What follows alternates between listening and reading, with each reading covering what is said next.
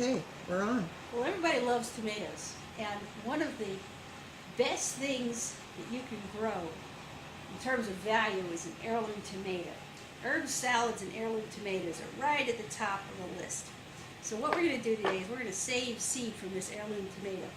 And here's how you do it. This is a little red tomato that I particularly like that grew in the garden. And what you want is you want the jelly. And you just reach in there and you get that jelly from the tomato and scoop it out. And it's okay if you get some of the flesh, it's no big deal.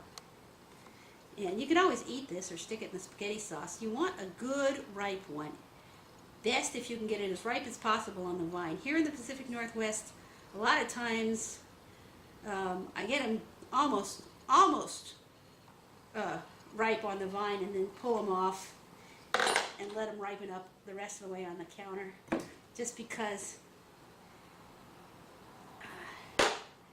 it's so hard to get enough heat hours to actually get a real ripe tomato. But this is what we do. And what you do is you just scrape out that jelly into a glass. And this is real low tech. Okay? And then you put some water in it. And this is water that's been sitting around. It's just out of the tap, but I let it sit around for a while, and then the chlorine boils off, so you don't have chlorinated water, because the chlorine will inhibit growth. And you notice you just put about half a cup of water in this glass, and then you let it sit. And you let it sit for a couple of days, and it will ferment. And that's the whole point, because if you think about what naturally happens to a tomato plant, is the tomato falls to the earth, and then it rots. And as it rots, the jelly surrounding the seeds ferments and preserves them. And that enzymatic preservation action is what you want. And then in its natural environment, the tomato will come up the following year. Of course, tomatoes are from Central America, and this is the 49th parallel. So I have no confidence in the tomato's ability to regenerate on its own. So we're going to start these in March, but before we do that, we're going to let them sit here, and they'll actually mold a little bit on top. That's okay. So you let them go for 2 or 3 days until, see this jelly? It'll break down and it'll turn real clear, and the good seeds fall to the bottom, and you'll have some floating stuff. It might even be a little moldy. Not a big deal. And then, this is really sophisticated and high tech.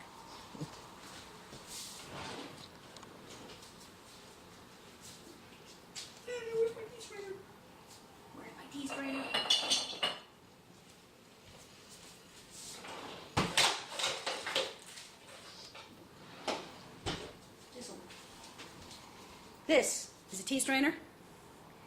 It is, just take the entire contents of your jar after you've let it ferment for 2 or 3 days, pour it into the tea strainer, put it on the faucet, turn the water on, and the faucet will rinse the rest of that jelly out. And then you'll just have clean tomato seeds, and then you just dump them out on a paper towel. And these are seeds I saved a couple weeks ago, and you let them dry. There are people who just take the paper towel, fold it up, and save it, and then you can just tear off a piece and plant it, but I don't do that.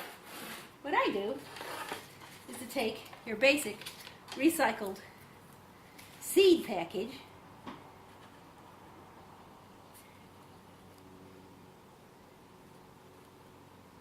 and write what it is. I got this from my friend Mr. Augustine, who sent me the tomatoes. And write the date. And just scrape these little guys off and save them. I refrigerate my tomatoes. You don't actually have to, because they'll keep real well, even at room temperature they'll keep fine. But I like to refrigerate mine just to keep them stable, so they don't have a lot of temperature fluctuations.